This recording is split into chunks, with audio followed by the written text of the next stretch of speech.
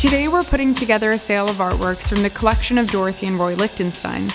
As we prepare these 92 works for auction, we have a unique chance to look at Lichtenstein's process and step into the working mind of one of the 20th century's most iconic artists. One of the most remarkable things about Lichtenstein is how he worked across media. He would explore the same image across drawing, painting, collage, printmaking, and even sculpture. What makes Roy Lichtenstein so important isn't just what he created, it's how he created it. For me, this has been a dream project to work on. For me and many of us, it was the educational journey of really understanding to the core what the artist is about. And diving into the process. Process and his language. I think throughout the selection, you really see an artist reinventing the wheel every decade of his career. And I think at the core of his practice, you actually end up seeing a lot of the same elements over and over. Right, there's this sense of repetition, there's this sense of reflecting back. And morphing into one element, morphing into a new one, but keeping sort of its essence. Right.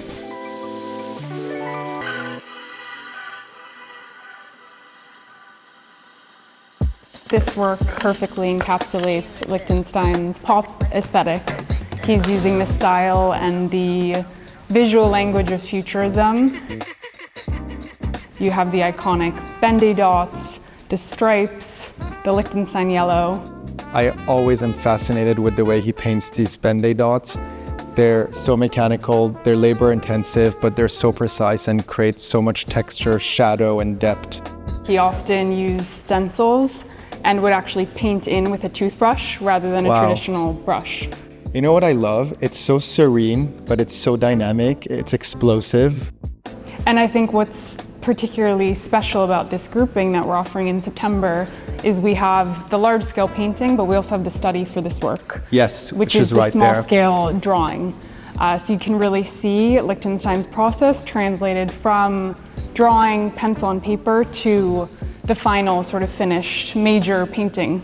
This selection really critiques the idea that pop art totally removes the artist's hand, and in fact you see Lichtenstein's reworkings, you see his draftsmanship throughout the studies, the works on paper, the collages within the selection. What I love when I see these sketches, for example, from the Reflection series, is their artworks in their own rights, but you really see the hand of the artist, which sometimes you don't in the canvas, where you feel it's a purely mechanical process. You have the erasure, you have the cross-hatching, you have the tape. If you unmount these, you have some of the writing around the papers. Exactly. These are both studies for major large-scale canvases from the same period. And next to these drawings, you have a major painting from 1981. This is Reflections Wimpy 1, which is really a reimagining of Lichtenstein's original Wimpy canvas from 1961. But here you see the original canvas almost framed behind glass. You have this amazing fracturing of the picture plane through these reflections, ripples of bendy dots. But there's also another sort of dimension to the Reflection series, which is appropriation. And Lichtenstein is actually reflecting on his earlier practice. So he is looking to appropriate others' works, he's looking to appropriate comic books, but also his own work throughout 4 decades of his career.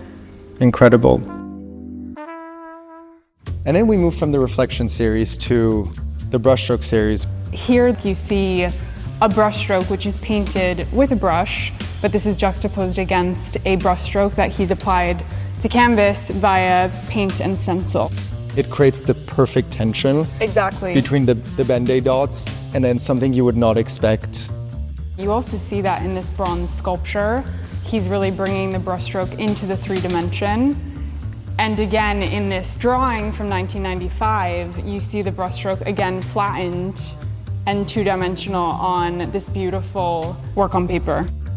Isn't it fascinating how you have a bit of the sculpture into a sketch and a drawing, and then you have a bit of this brushstroke into a painting, and you have obviously the dots everywhere, and you basically have elements of each painting, sculpture, sketch in every series, and they just jump from one to each other.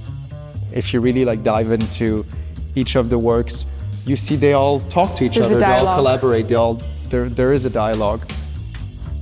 This work on paper from 1989 is really my favorite in the sale. It's gem-like, it's small scale, it's called Slam, and it freezes this moment in time of a door slamming and really utilizes Lichtenstein's iconic text.